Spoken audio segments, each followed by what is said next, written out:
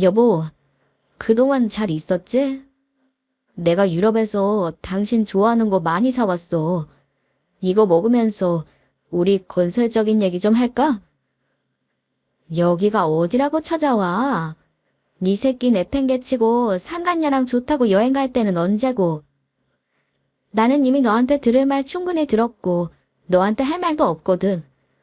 그러니까 이제 내 변호사랑 이야기해 줄래? 야, 아니 여보, 너 말 섭섭하게 하네. 막말로 당신이 한 번이라도 날 남편으로 존중해 준 적 있어? 없잖아. 그러니까 내가 잠깐 실수한 거야. 우리 절대 당신이 생각하는 그런 진지한 사이 아니야. 제발 믿어줘. 우리 시은이 봤어라도 이러지 말자. 지금 이건 다 같이 망하는 길이야. 아니, 내가 왜? 잘못은 니들이 다 저질러 놓고 내가 왜 망해? 나는 니들처럼 돈이면 다 되는 줄 알고 손에 똥 묻히면서 산 적 없어. 그러니까 이젠 니들 가족에서 나랑 희연이는 지워. 그리고 니들이 바라던 대로 우선도 좀 살라고. 안녕하세요.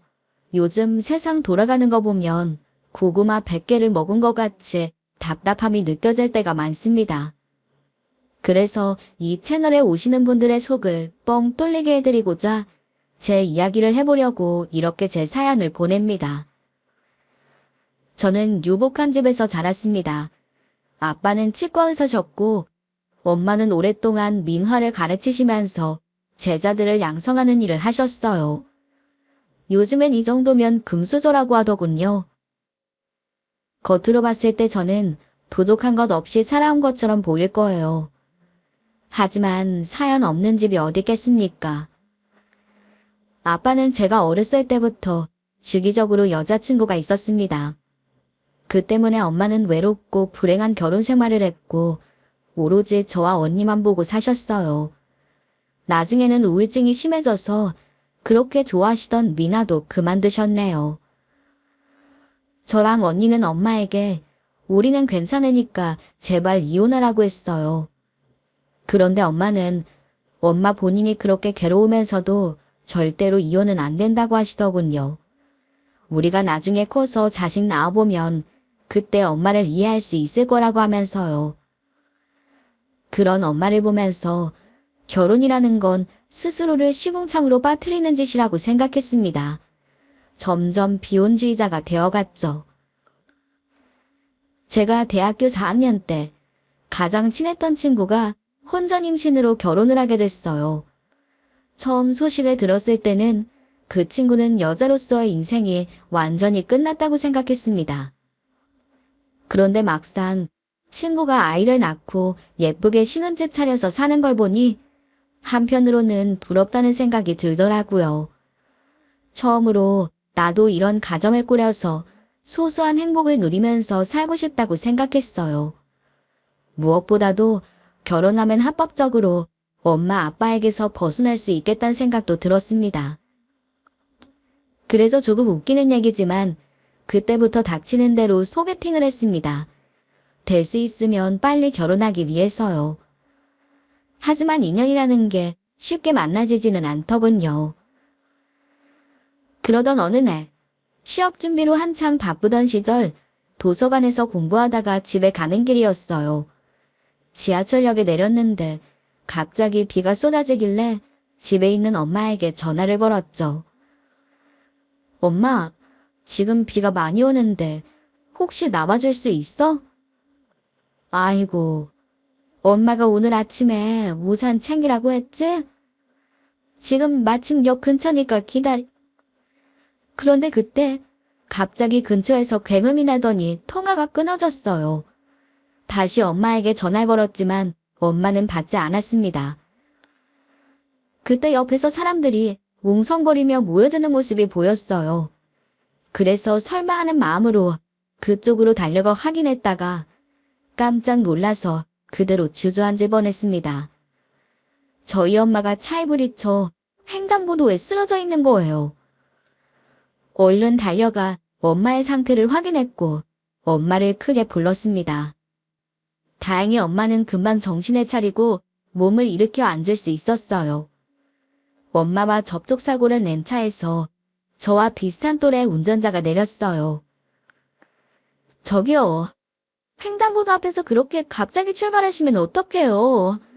지금 비도 오는데 더 조심하셨어야죠. 아, 정말 죄송합니다. 그런데 신호가 지금 막 바뀌었거든요.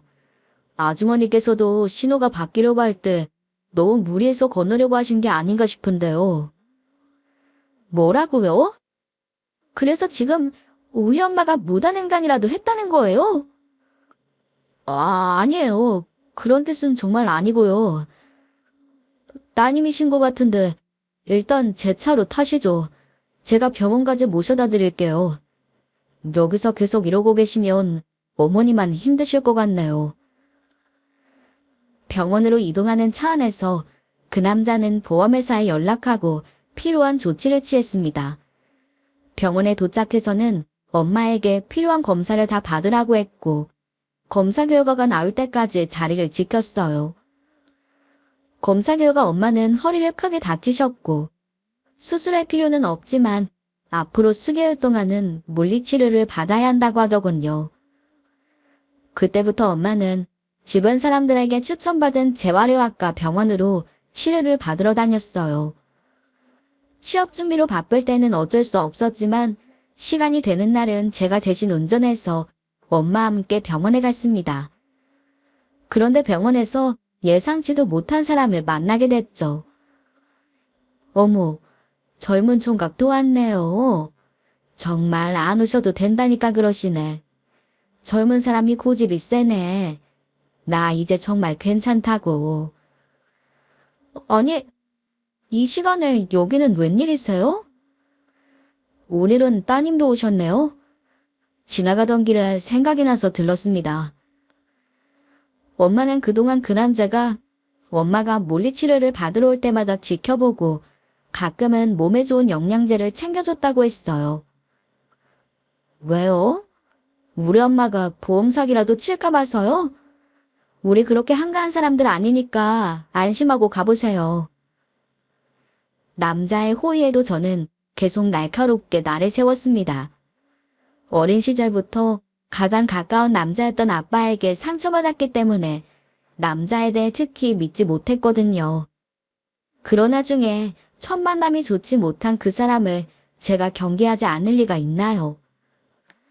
그런데 이런 돌같은 제 마음을 열게 된 결정적인 일이 일어났습니다.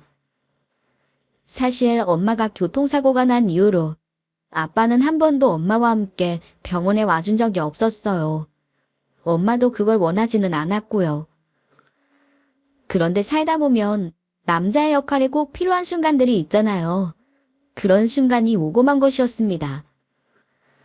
아니, 병원에서 누가 이렇게 무식하게 차를 대놨어?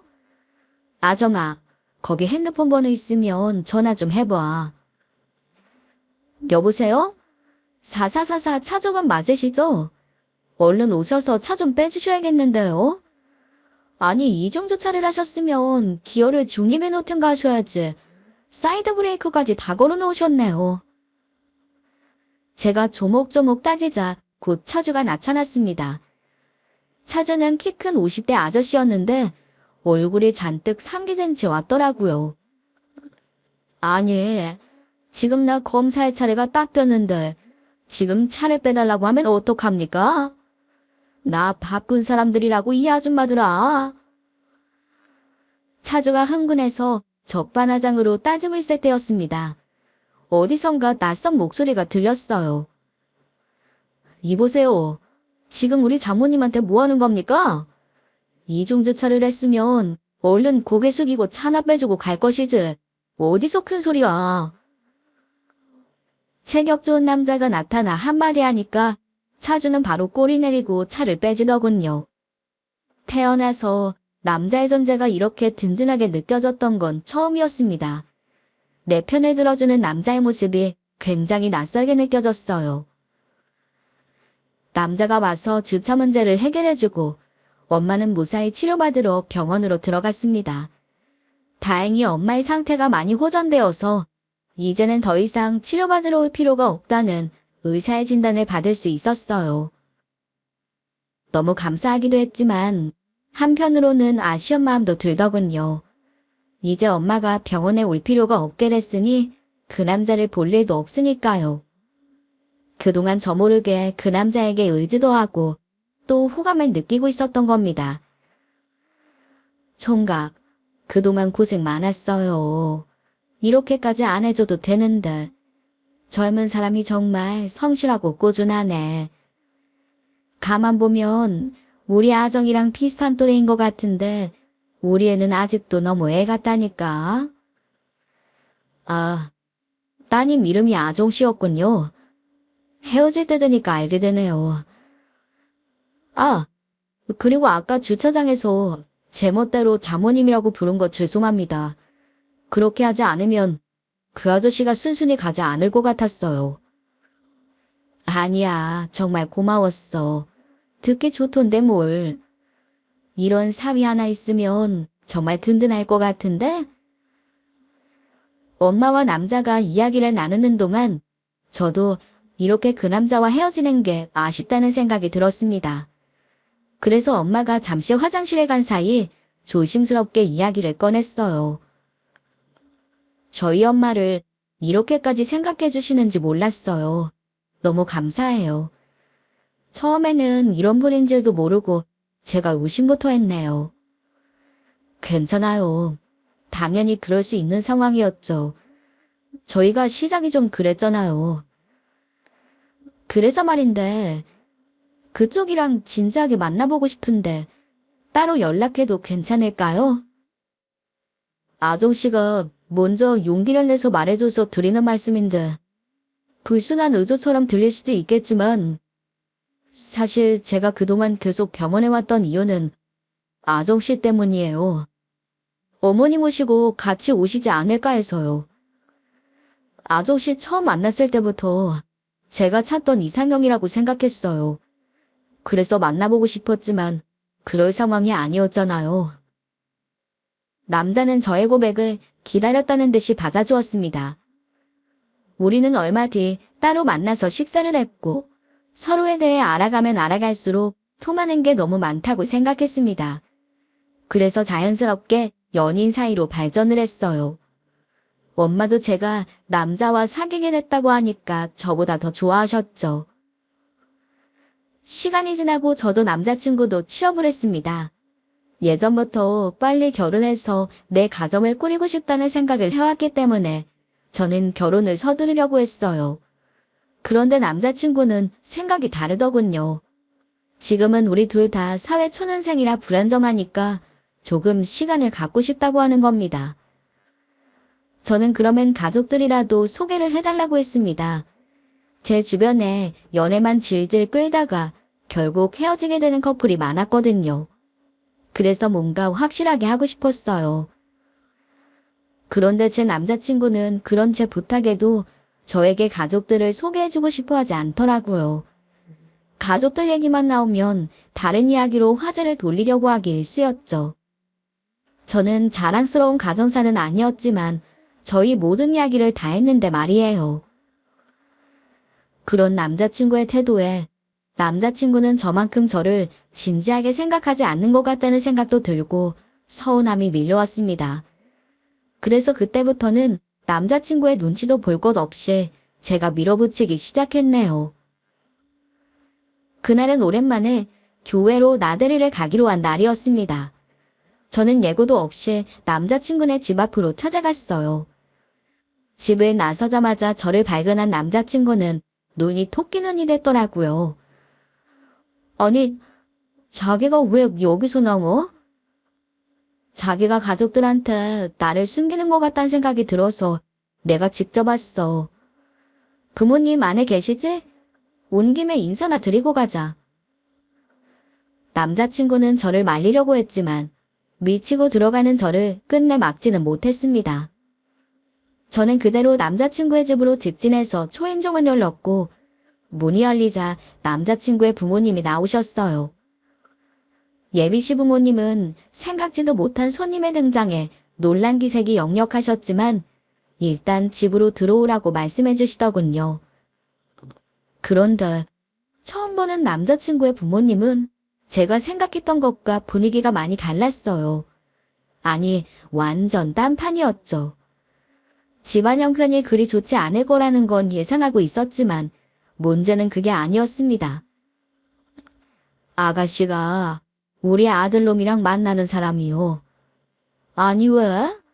혹시 한번 갔다 왔나? 어머, 이 양반도 참. 에이, 뭔 들었대. 보시다시피 우리는 이러고 살아요. 그래도 이 집에서 우리 가족 세 끼 다 먹고 두 다리 쭉 뻗고 잠도 잘 자. 그런데 우리 애한테 듣기로는 아빠가 의사시라고? 평생 의사는 구경도 못 해봤는데 개인 병원을 하시나? 네, 정확히 말씀드리면 치과 의사시고요. 지금 병원 운영하고 계세요. 아니 이 사람아, 의사가 뭐 별건가?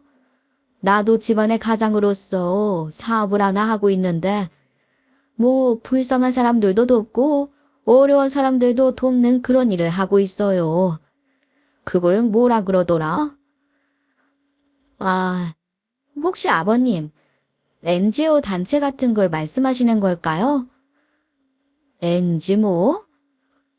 그래. 암튼 우리가 그 모시기를 하고 있어요. 앞으로는 더 확장하려는 계획도 하고 있고 조만간 우리 아들도 같이 와서 거들어야지. 안 그러냐 호준아? 그러니까 아가씨는 시집 잘 오는 거야. 우리 집에 시집 왔으면 사모님 소리 들어줘야지. 예비 시부모님은 좋게 말하면 시원해 보였고 솔직히 말하면 교량이 없어 보였습니다. 그동안 왜 남자친구가 제게 가족들 이야기를 꺼내지 않았는지 이해할 수 있었어요. 그렇게 예비 시부모님께 인사만 간단히 드리고 집을 나왔는데 남자친구가 말하더군요. 미안해. 사실은 자기네 집에 비해 우리 집이 많이 기우는 것 같아서 너랑 결혼할 수 있을까 걱정했었어. 지금이야 너희 부모님이 날 좋아해 주시지만 결혼은 또 다른 문제잖아. 그런데 오늘 이렇게 우리 부모님 만나게 되니까 나도 속이 풀어나네. 우리 부모님 조금 특이하지? 그래도 정 많고 좋은 분들이야. 내가 세상에서 가장 존경하는 분들이시거든. 저는 남자친구가 부모님을 존경한다는 말에 조금 놀랐습니다. 솔직히 세상에 완벽한 부모가 어딨겠어요. 그런데 부모님을 있는 그대로 존경한다는 게 당시에는 정말 좋아 보였어요. 저는 그러지 못했으니까요. 하지만 저희 부모님과는 살아온 환경이나 가치관이 많이 다른 시부모님을 저희 부모님이 좋아하실까 걱정이 됐고 저도 이런 시부모님과 가족이 될 수 있을까 망설여지는 건 사실이었어요. 그렇지만 그때는 남자친구를 너무 사랑하고 의지했기 때문에 그런 건 문제가 되지 않을 거라고 자신했습니다. 시부모님에 대해서도 좋게 생각하려고 노력했죠. 꾸밈이 없고 소탈하신 분들이라고요.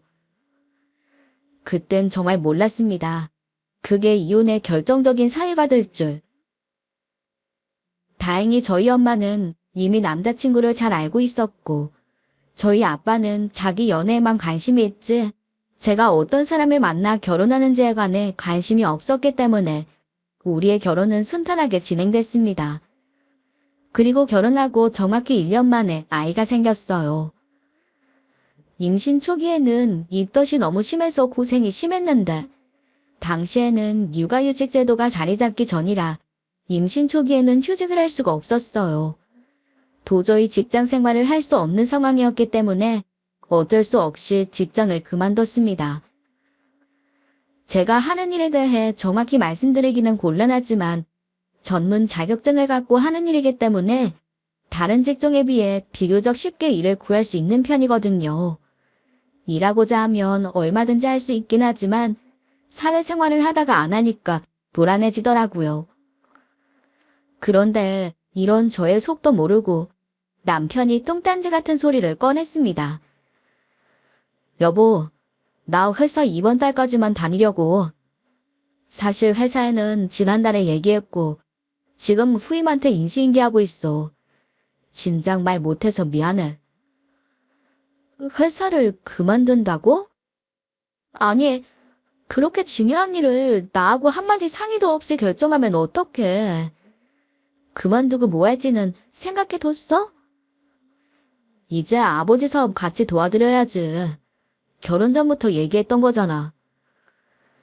남들은 들어가고 싶어서 안달난 회사를 그만두고 아버님 밑으로 들어가겠다고? 나 아직도 아버님이 무슨 일 하시는지도 정확히 모르는데? 좋은 일 하는 회사야. 자리 잡으면 그때 정확하게 말해줄게. 나도 지금 회사 그만뒀는데 자기까지 그만두면 우리 가족은 이제 손가락 빨아먹고 살아? 아니, 내가 일 그만두고 집에서 논다. 아빠랑 같이 일한대잖아. 막말로 당신도 회사 그만뒀으면 나도 그만둘 수 있는 거 아니야? 이것도 남녀 차별이야. 쥐가 막히고 코가 막힌 노릇이었습니다. 남편이 다니던 회사는 여러 시험을 통과해야만 들어갈 수 있는 회사였거든요. 자기가 그 회사에 들어가기 위해 얼마나 열심히 준비했는지 까맣게 잊었는지 그 멀쩡한 회사에 저랑은 한마디 상의도 없이 사표를 던지고 나왔다니요. 더 좋은 직장으로 이직을 하는 것도 아니고 뭐 하는지 제대로 설명할 수도 없는 시아버지의 일을 돕기 위해서라니. 그 자리에 거품 물고 쓰러질 뻔했습니다. 이런 일을 남편이 혼자서 벌였을 리는 없고 분명히 시부모님의 외압이 있었을 거라고 확신한 저는 이대로 가만히 있을 수 없었어요. 며칠 뒤면 시댁 모임이 있을 예정이었던 터라 그때를 노리기로 했죠. 그런데 믿는 도끼에 발등 찍힌다는 말이 딱 이런 상황에 쓰는 말이더군요. 모임 당일 남편과 함께 시댁에 갔는데 시부모님의 기운이 뭔가 쎄함을 감지했습니다. 음식을 준비하시는 어머니를 도우려고 주방에 들어갔는데 어머니께서 절 본체망치 하시더라고요. 그게 느껴지긴 했지만 그래도 어쩌겠어요. 꿋꿋하게 할 일을 찾기 시작했죠. 그렇게 주방을 둘러보던 중 프라이팬에 잡채가 있길래 접시에 옮겨 담아서 식탁 위에 올려놨는데 갑자기 어머니께서 제 손을 탁 치시면서 됐다고 그릇을 가져가시는 거예요. 순간 어안이 벙벙해서 가만히 서 있었어요. 그리곤 당황한 기색이 역력한 채로 식사 자리에 앉았습니다. 그러자 시아버지께서 먼저 이야기를 꺼내시더군요. 며느라, 솔직히 나 좀 섭섭하다. 네가 우리 호준이한테 왜 회사 그만뒀냐고 면박 줬다면서? 아버지도 참 갑자기 밥상머리여서 그런 얘기는 왜 꺼내셔. 너는 가만히 있어. 아가, 내가 설마 니들 굶기려고 그러겠니? 이제 뱃속에 아이까지 있는데 내가 그의 할아버지야. 나도 다 생각이 있고 계산이 섰으니까 아들한테 거들어라 그러는 거 아니겠냐? 아버님, 회사를 그만두는 건 중요한 문제인데 이 사람이 저한테 한마디 상의도 없이 그만뒀어요. 그리고 아버님 항상 제가 무슨 일 하시냐고 물으면 그때마다 얼버무리시기만 하시니까 제가 이렇게 불안할 수밖에 없잖아요. 이제 남편까지 끌어들이실 거라면 지금 이 자리에서 명확하게 설명해 주세요. 저는 한 발짝도 물러서지 않고 조목조목 따졌습니다. 아버님께서는 설명만 하시면 되는 듯 당황하시면서 또 설명을 못 하셨고요. 의사면 의사고 변호사면 변호사지. 자기 직업에 대해서 똑바로 설명도 못하는 게 말이 되냐고요. 정당하거나 떳떳하지 않아서 그런 거라는 생각밖에 안 들었습니다. 그러니 우리 남편을 믿고 맡겨도 되는 건지 걱정이 될 수밖에요. 이 일을 계기로 시부모님과의 사이에 금이 가기 시작했어요. 시부모님은 제가 있는 집 자식이라 자기 집안을 무시한다며 분해하시더라고요. 결국 제가 아이를 출산하는 그날 두 시부모님은 병원에 코빼기도 안 비치셨습니다. 남편은 이런 상황에서 저는 안중에도 없고 회사에서 모든 인수인계일점을 마무리한 뒤에 쿨하게 퇴사했어요. 퇴사한 다음 날부터 바로 아버님 회사로 출근을 한다며 일을 나갔고요. 그러던 어느 날 날씨가 너무 좋아서 유모차에 아이를 태우고 산책을 하는데 걷다 보니까 다른 동네까지 좀 멀리 왔더라고요. 그래서 날이 어두워지기 전에 돌아가려고 하는데 어느 건물 현관 앞에 낯이 익은 사람이 보였습니다. 바로 남편이었어요.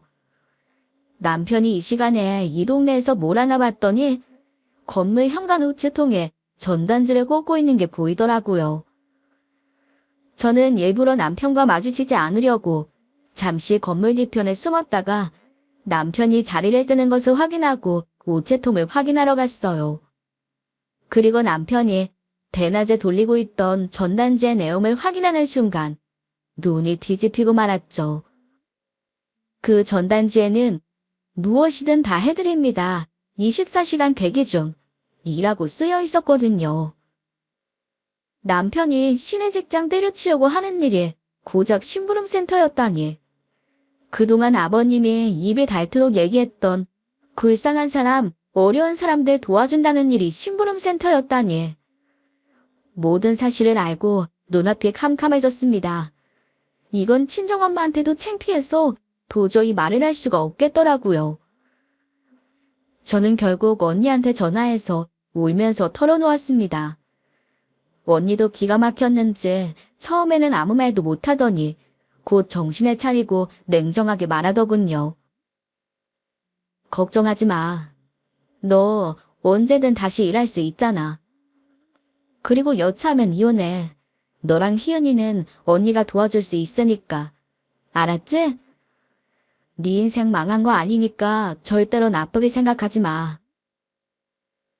남편한테 뒤통수 맞은 상황에 언니가 무조건 내 편이 되어주니까 너무 힘이 됐습니다.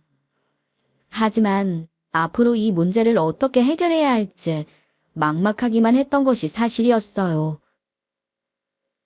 아버님 회사로 이직한 남편은 몇 개월 동안 월급도 제대로 받지 못했습니다. 남편은 아직 사업이 정상 궤도에 오르지 못했기 때문이라며 나중에 이자까지 쳐서 받을 거라고 큰 소리를 쳤지만 제가 그 말을 믿을 수가 있나요? 그러다 어느 날은 정말 소중의 돈이 한 푼도 없어서 관리비가 미납됐다는 문자가 온 거예요. 그 문자를 보는데 어찌나 눈물이 핑 도는지. 아이를 먼저 재우고 방구석에 앉아 혼자 울고 있는데 마침 남편이 퇴근하고 돌아왔습니다. 우리 집 관리비 미납됐대. 당신 몇 달째 월급 한 푼도 안 갖다 준 거 알지?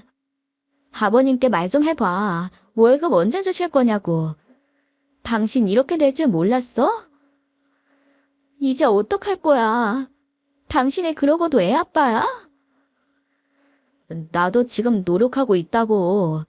내가 밖에서 무슨 일까지 하는지 네가 알아. 알아. 사실 얼마 전에 당신이 전단지 돌리고 다니는 거 봤어. 제가 사실대로 말을 하자 남편은 얼굴이 창백해졌습니다. 솔직히 말해봐.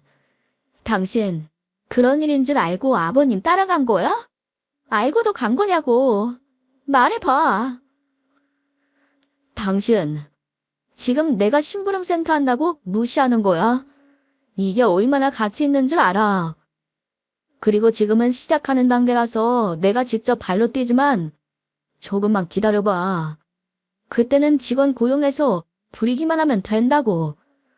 뭐든지 시작할 때는 일당 100으로 뛰는 거야. 뭐라고? 지금 내 꼴을 봐. 우리 엄마가 나 이렇게 살라고 당신한테 시집 보낸 거 아니거든? 또 시작이다. 그래. 니네 집 돈 많고 고상해서 이렇게 돈 버는 사람들이 다 우습지. 오늘 네가 한 말들 곧 후회하게 될 거야. 내가 너 때문에 더 일을 악물고 일할 거라고. 정말 남편과 이혼하고 싶은 마음이 굴뚝 같았습니다. 하지만 내 아이의 아빠이기 때문에 남편을 포기하고 싶지 않았어요. 그제서야 아빠에게 평생을 시달리고도 이혼은 안 하겠다고 버티던 친정엄마의 말이 이해가 되더군요. 분명 제 남편은 좋은 사람이고 능력이 있는 사람이었으니까 조금만 시간을 주고 기다리면서 설득해봐야겠다고 생각했습니다. 일단은 남편이 제대로 된 직장을 갖게 하는 것이 급선무였습니다. 그래서 형군의 건축사무소에 들어가서 일을 배워보는 게 어떻겠냐고 물어봤는데 남편은 제가 또 자신을 믿어주지 않고 자기네 집안을 무시한다며 눈에 불을 켜고 달려들더라고요. 그래서 더 말을 꺼낼 수도 없었습니다. 그동안 저는 생활고에 시달리다 보니 얼굴도 점점 말라갔고 사람 몰골이 아니었어요. 그 당시에 모유수유도 하고 있었기 때문에 더욱 그랬습니다. 그러던 어느 날 우리 집에 오신 친정엄마께서 그런 제 모습을 보고 바로 저를 추궁하기 시작했어요. 엄마의 집요한 신문 끝에 저는 모든 사실을 말할 수밖에 없었죠. 일단 당분간은 엄마가 생활비를 줄게. 신서방한테는 말하지 마. 그거 알면 또 우리 집에 기를 생각할 수 있으니까. 그리고 너는 무슨 일이 있어도 신서방 그 일 그만두고 다시 취직하게 해. 신서방 머리 좋잖아. 그런데 왜 그 나이에 그런 데서 썩어? 엄마에게 속 시원히 털어놓으니까 너무 후련했습니다. 문제의 절반은 해결된 것 같았어요. 그날부터 엄마는 남편 모르게 조금씩 생활비를 보내주기 시작하셨습니다. 없던 돈이 생기니까 숨통이 트이더라고요. 그동안 못 다녔던 문화센터도 등록하고 딸아이 옷도 사고 육아 장비도 사고 오랜만에 사람답게 돈을 쓰니까 스트레스가 풀리는가 싶었는데 제 생각이 짧았습니다. 이렇게 돈을 쓰고 다니니 남편이 바로 눈치를 챈 거예요. 당신 돈 생겼어? 요즘 왜 그렇게 돈을 물쏘듯이 쓰고 다녀? 당황한 저는 해서는 안 될 말을 하고 말았죠. 얼마 전에 엄마가 집에 왔을 때 우리 사정 얘기했더니 엄마가 생활비를 보내줬어. 그래? 그게 언젠데? 왜 나한테는 말 안 했어? 왜? 그게 당신이랑 무슨 상관인데? 우리 엄마가 생활비 주면 당신은 돈 안 벌어도 되는 거야? 이건 엄마가 시은이 키우라고 준 돈이야. 당신은 달라지는 거 없어. 그래, 맞다. 너 부잣집 딸내미였지? 그렇다고 이렇게까지 치사하게 나올 줄은 몰랐네. 니네 부모님이 돈 지셨는데도 밥상이 항상 이 모양인 거는 나한테 줄 건 없다 이거지? 말 그렇게 할래? 나 지금 시은이 보느라고 밥 차릴 정신 없는 거 몰라? 네가 집에서 애를 키워봤어? 아이고, 그쵸 공주님, 여부가 있겠습니까? 남편이 섭섭할 수도 있었겠지만 저도 정말 속상했습니다. 아이 낳고부터 제대로 된 월급은 한 번도 가져다 주지도 않았으면서 그에 대한 미안함은 눈꼽만큼도 없었거든요. 그리고 일을 이렇게 만든 시부모님은 우리가 어떻게 살든 말든 신경도 안 쓰는데 우리 엄마가 도와줬으면 감사해야 하는 거 아닌가요? 엄마가 준 돈으로 저랑 딸만 좋은 거 먹고 남편은 아무거나 차려준 거 아니거든요. 그런데 아무것도 모르면서 막말을 쏟아내는 남편에게 정이 뚝 떨어졌습니다. 그때 처음으로 남편과 정말 갈라서고 싶다고 생각했던 것 같아요. 그날 이후로 남편과는 거의 대화도 없이 지내기 시작했어요. 그랬더니 남편은 더 마음 편히 월급을 안 가져오더라고요. 정말 속이 터질 노릇이었죠.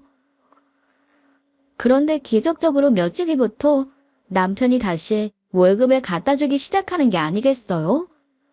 처음에 갖다 준 생활비는 이전 직장에 비하면 세 발에 피었지만 그 후로는 점점 늘어갔어요. 그리고 남편의 씀씀이도 점점 커지는 게 보이기 시작했습니다.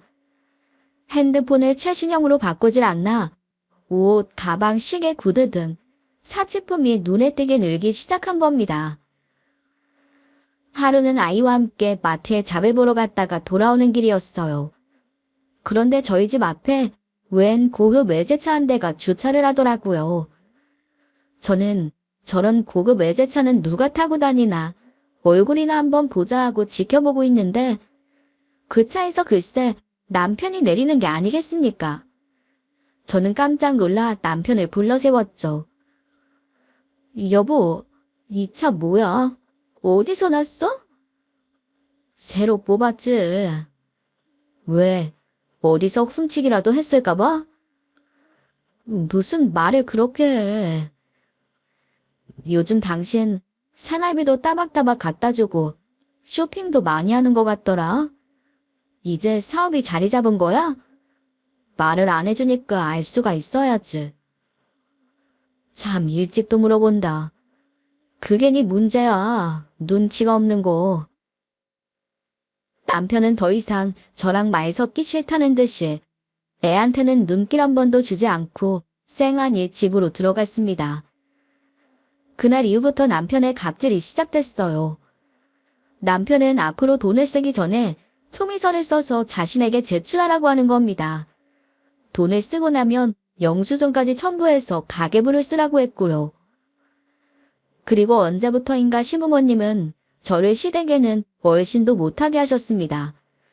하나밖에 없는 손녀딸이 보고 싶지도 않으신 건지 제가 한번 시댁에 가려고 해도 절대 못 오게 하셨어요. 남편에게도 물어봤지만 다른 말로 둘러대기만 할 뿐이었죠. 그런데 어느 날 웬일로 시부모님께 먼저 연락이 온 거예요.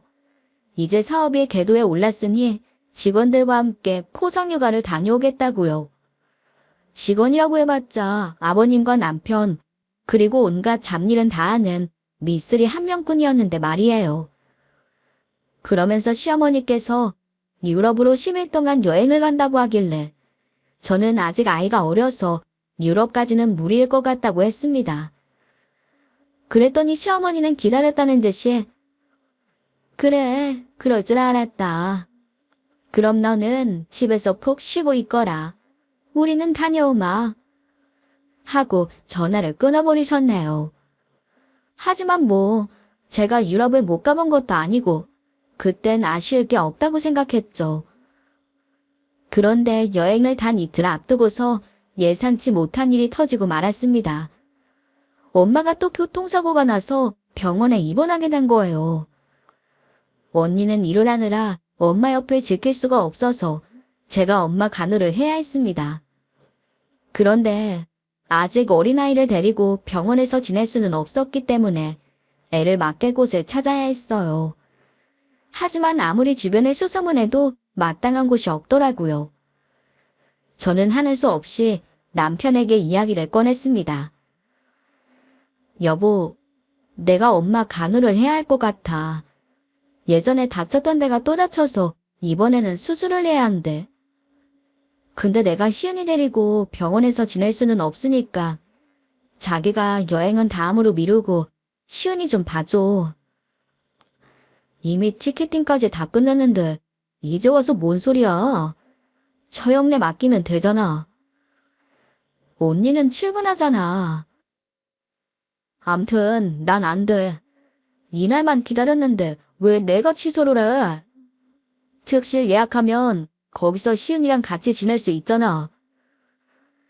그게 애 아빠가 할 소리야? 시은이 생각은 안 해? 그리고 특실을 예약하라니. 그게 하루에 얼마인지 알고나 하는 말이야. 당신이 돈 보태줄 거야? 저는 이 사람이 정말 애 아빠가 맞나 하는 생각이 들어 따지고 들었습니다.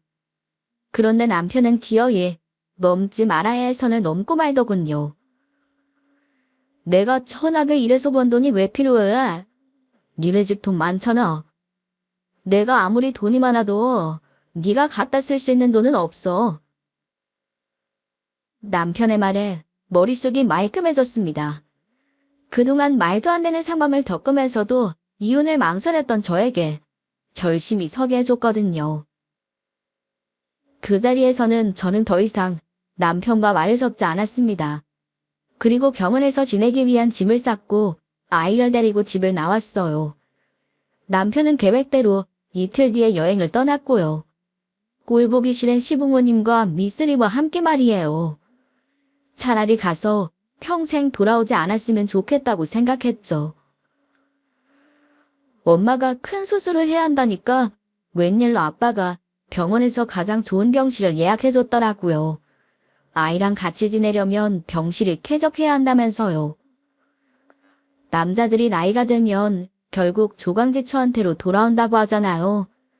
그래서인지 아빠가 이제야 가족의 소중함을 알게 된 것 같았습니다. 물론 그걸로 우리의 지옥 같았던 지난날을 다 보상받을 수는 없겠지만 아빠는 나름대로 최선을 다해서 엄마 곁을 지켰어요. 그 모습에 저도 아빠에 대한 마음이 조금은 풀리게 되었죠.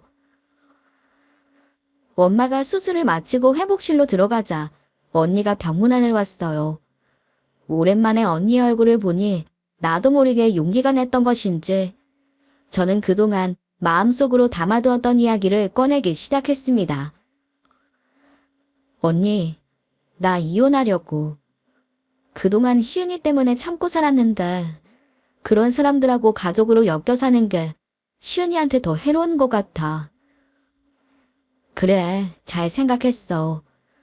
내 로스쿨 동기 중에 승률 좋은 이혼 전문 변호사가 있거든? 소개해줄 테니까 상담 잘 받아봐. 수임료는 내가 내줄게. 저는 바로 다음날 언니가 소개해준 변호사를 만났습니다.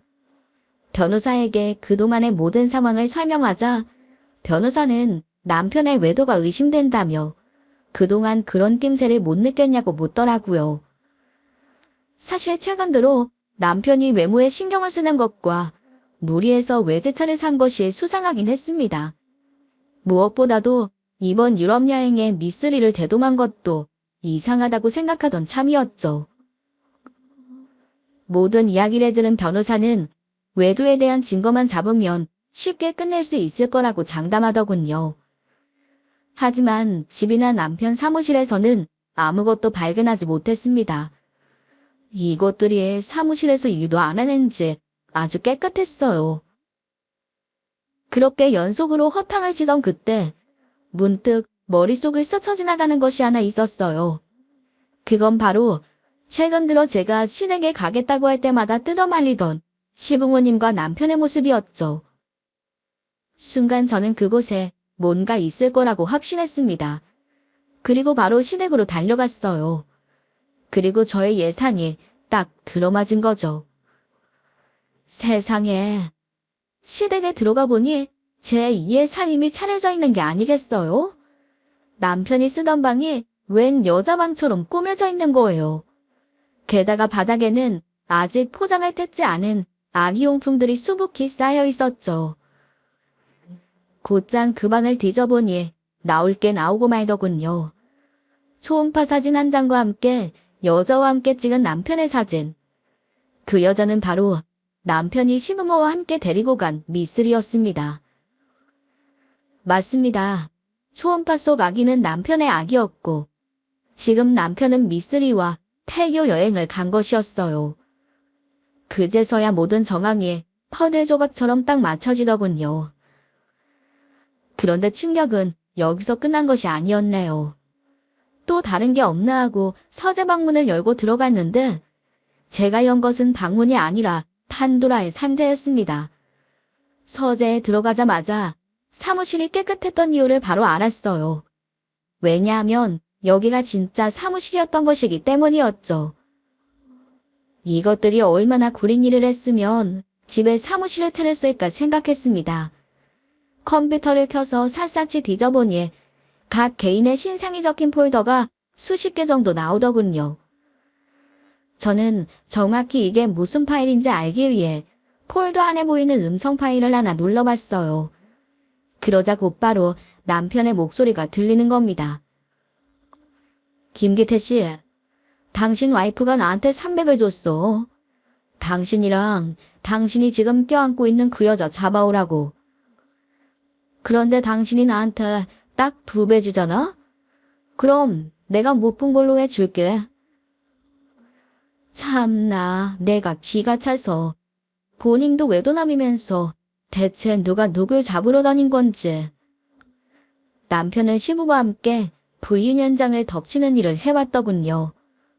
그런데 더욱 어이가 없었던 것은 의뢰인뿐만 아니라 그들의 배우자 그리고 상간 남녀들에게도 돈을 받아오던 겁니다.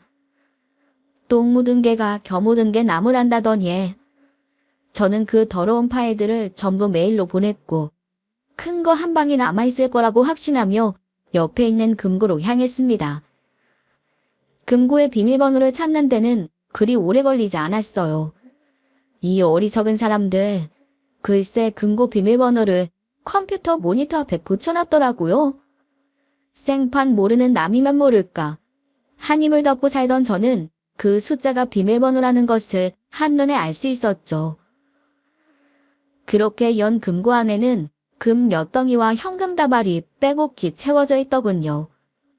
이걸 들고 당장 경찰서에 가면 꼴보기 싫은 그 인간들 다 콩밥 먹일 수 있는 건데 순순히 보내주자니 재미가 없었습니다.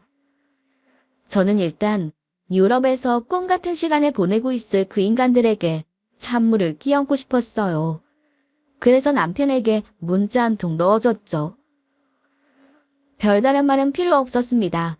그냥 사진 몇 장 보내줬어요. 남편의 컴퓨터 사진과 금고 사진, 그리고 초음파 사진.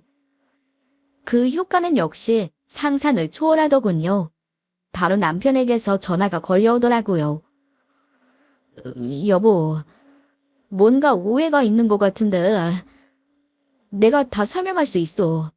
내가 돌아가면 우리 얼굴 보고 다시 얘기하자. 지금은 이성적으로 생각해야 돼. 내가 해줄 말은 두 가지뿐이야. 첫 번째, 죄짓고는 못 산다.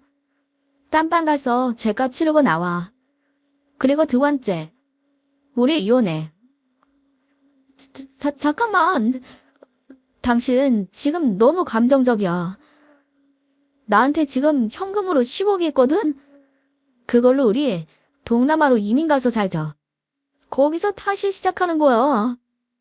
당신만 모른 척 눈 감아주면 우리 시은이랑 거기서 떵떵거리면서 살 수 있다고.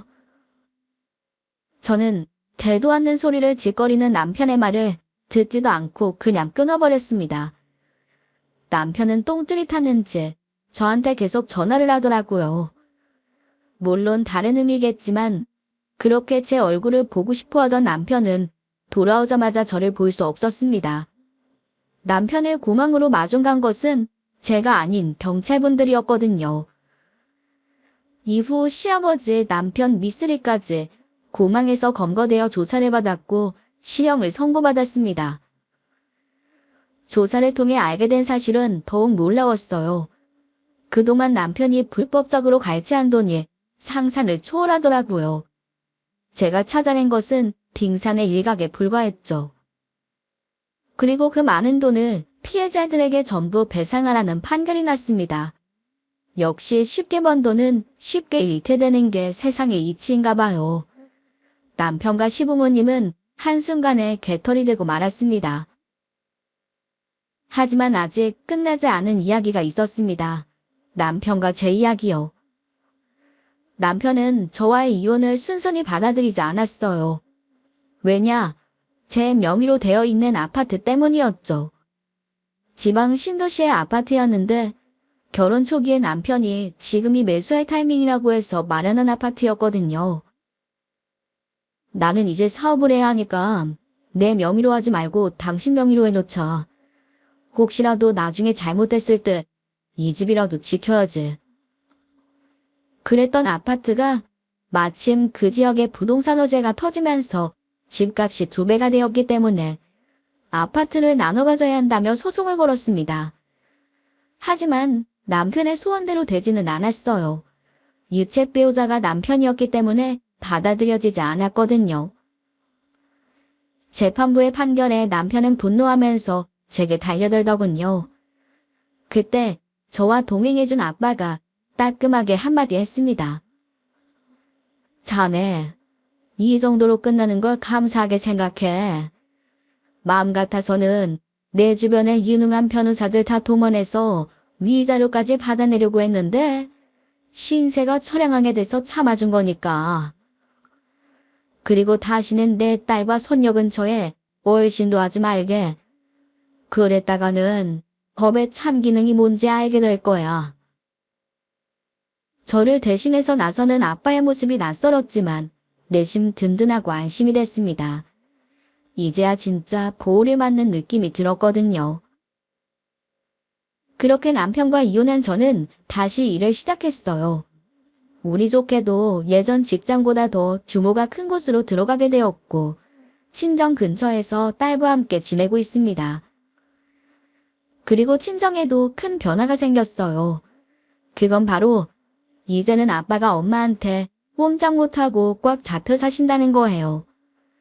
엄마는 예전에 아빠가 속썩했던 거를 생각하면 아직도 분하다며 매일 아빠를 구박하시는데 아빠는 그때마다 죄인이 되신답니다.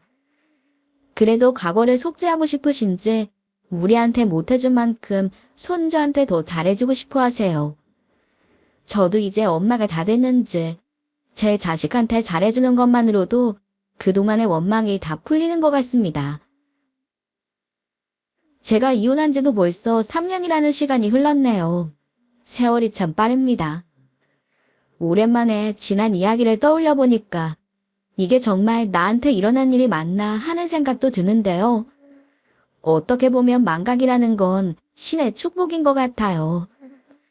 이제 다 잊고 소중한 가족들과 행복한 시간을 보내고 있으니 말이에요. 이렇게 제 이야기를 마치겠습니다. 긴 시간 동안 저의 이야기를 들어주셔서 감사합니다.